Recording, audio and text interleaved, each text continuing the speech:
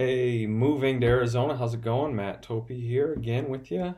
Um, and today I want to talk to you a little bit about, well, here's the thing. I taught history uh, for, man, 15, 16 years at the high school level. So understanding a lot about the culture of an area, the people, the overall history of an area, I think is important um, when you live there.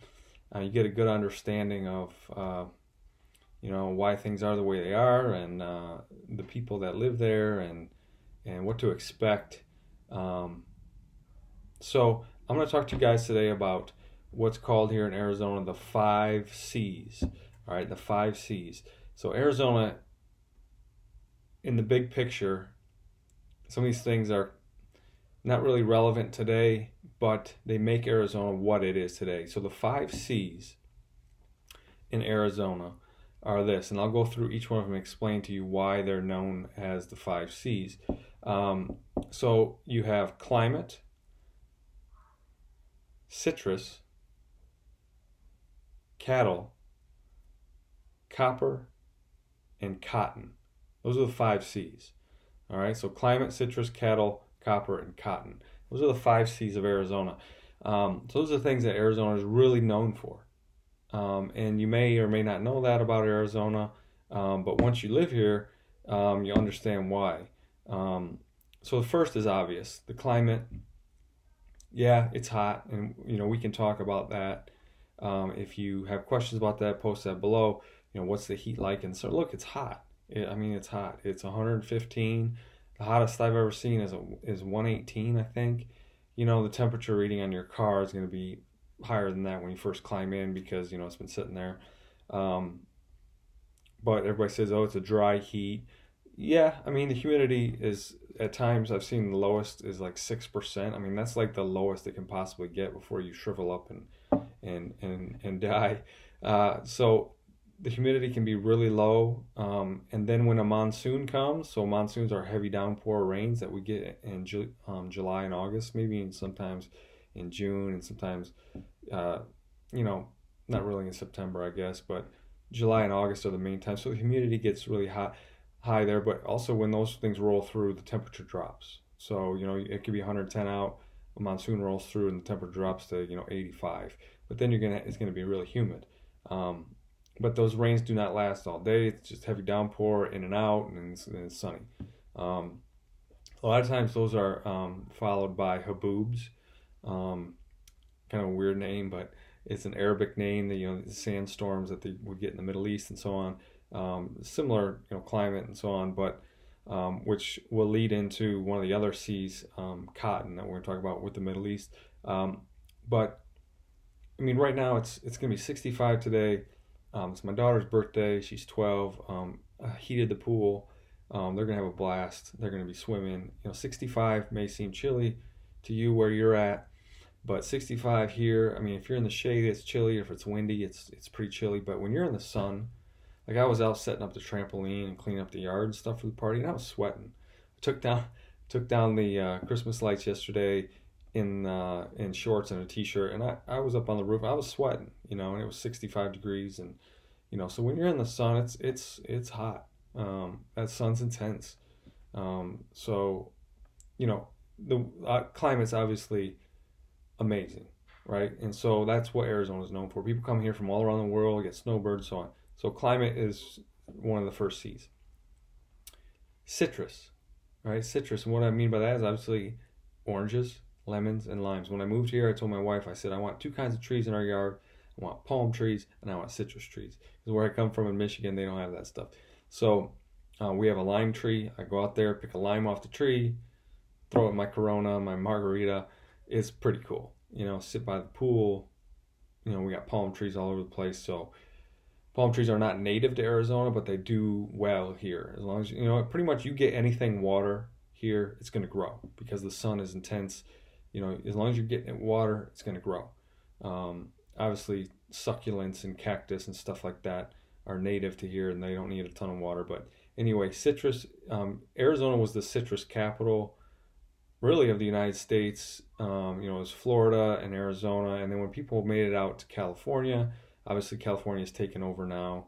Um, you know, they just have a little more um, humidity there and so on. But we still have a ton of citrus.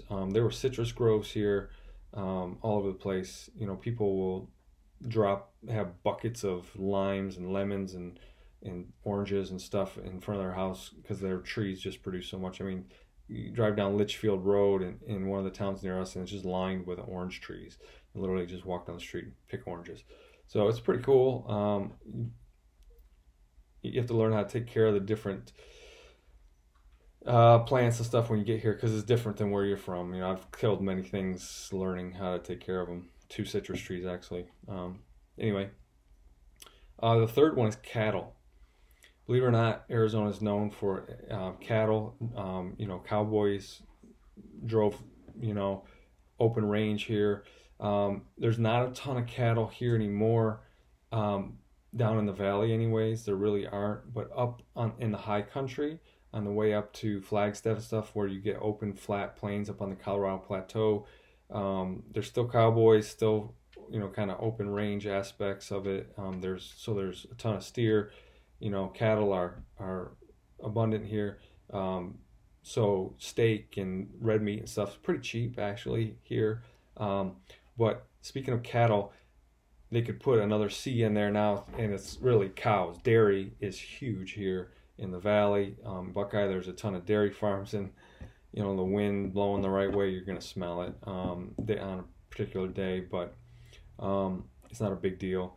But over in Santan, Queen Creek, they had a ton of dairy over that way as well. But dairy's a big thing out here. I mean, it's not uncommon to see 99-cent gallon of milk. I've never seen it above $2 really. So dairy is very prevalent out here. The third one, let's see, that was cattle. All right, so copper. Copper is another C. Excuse me, and not just copper. Copper is the one that we're really known for. There's copper mines all over the place, open pit, you know, mining. Towns like Bisbee, Jerome. Actually, Jerome found a lot of gold up there. Baghdad, there's actually a town called Baghdad. There's Miami and Globe, still active, you know, copper mining. But this is it. Copper is very expensive right now. You think about everything that's made out of copper nowadays, in the electric wires and the chargers and all the phones and all that stuff. They all use copper. It's a great copper. It's a great conductor of electricity. All right, so copper's huge and mining's huge here. Not as big as it once was. You know, there was boom towns like Tombstone where there was silver, gold, all that kind of stuff. So mining's a big deal here. And then the last one is cotton. You may not think about Arizona and cotton, but cotton is one of the main products that Arizona puts out. Here in Buckeye, like I said, I used to teach. I taught at Buckeye High School. On my drive down to the school, I'd be driving through nothing but cotton fields. So cotton, the plant in the end of the summer, and cotton is a winter harvest time. Actually, they just harvested it, so fall, winter. But fields and fields of cotton. And the cotton here that they produce in Arizona is the most sought after. The particular kind that they use was used in the Middle East. It's like long strand cotton. It's a little bit better than what they would use in the Southeast, like Georgia and those kind of places, because of just the climate and the type of cotton that will grow here. So they'll go through, you know, and harvest it, and they'll have these massive blocks or rolls. Sometimes they'll roll it like these bales of cotton. They're huge. They gotta get a crane and lift them onto, you know, these semi trucks, and they take them and throw them on the trains, and they go all over the world. And one block, it's like the size of a semi truck, or one roll is worth about $250,000. So $250,000, right? So these massive amounts of cotton that they produce here, especially in the Buckeye Valley. Go on Google Maps and you go to the satellite view, and you're gonna see, you know, brown everywhere. But then when you get down into some of the valleys, especially the Buckeye Valley, you know, like it's all green. and that's along the Gila River, the Agua Fria River, the Salt River, and the Agua Fria River combine into the Salt River dumps into the Gila River. The Gila River, or the Agua Fria River, dumps in the Gila River, and Gila River was once a big, huge river, right? It's pretty much dry now, but very fertile land in the Buckeye area. It's all getting gobbled up right now because Buckeye is the fastest growing city in the nation. So if you're interested in that, very cheap land, cheap houses, but nice stuff. Buckeye used to be a small little farming town, 5,000, 7,000 people, and now there's over 100,000 people, which it's not huge, right? I mean, it's spread out because it's all farmland, right? So it's just neighborhood, neighborhood, neighborhood, so on. But cotton is huge. This is still, largely agrarian culture, farming, cowboys, ranching. That's huge out here in Arizona. Open carry gun laws. It's one of the safest states in the union. Obviously, we have border issues that are getting taken care of. It's not I don't see that on a daily basis. I'm just saying, obviously, we have an issue with our southern border that needs to get addressed. But we have a big farming culture here in Arizona. So those are the 5 C's. All right, the 5 C's, or I don't know how it looks to you. The 5 C's of Arizona. Little background knowledge for you if you're thinking of coming here. Those are some big characteristics. Obviously, citrus isn't as big anymore. The climate still awesome, right? I'm gonna go outside, do some workout. It's just beautiful out right now. Go golfing. Golf courses everywhere. People come from all around the nation, all around the world to come here. Cattle still big, like I said, cotton and copper. So those are the 5 C's. If you got any questions or you want to see a video about something, go ahead and post it in the comment below. You got questions, I'll answer them, do a whole video on it. I've taken great pride in kind of learning the culture. I think it's important when you go somewhere that you kind of, assimilate a little bit to that culture. And, Arizona has a great culture, and it's something that, we should be proud of here in Arizona. People that come here should kind of, embody it, and hopefully it'll thrive. But I know native Arizona people are very proud of it, and I'm proud to be here, and pass that on, those 5 C's. Share that with your friends, and that's what Arizona's all about. Obviously, there's other things as well. Tourism's huge, golfing is huge, right? And we have a lot of tourist action going on right now. Snowbirds are down here, and a Citrus Bowl was just I'm sorry, not the Citrus Bowl, the Fiesta Bowl was here. The national championship will be here every so often. The college football national championships here every couple of years. The Super Bowl is here every 4 or 5 years. So anyway, hope you enjoyed. Send me some messages, comment again. My name is Matt Topi, and of course, if you need any help looking for houses, give me a ring.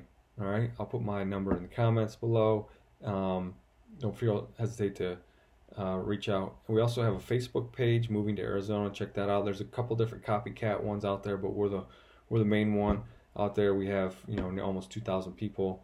So a great forum, great opportunity. We're also on Instagram. Check that out as well. So hit the likes if you're watching. Hit the likes and subscribe as well. And we'll see you next time.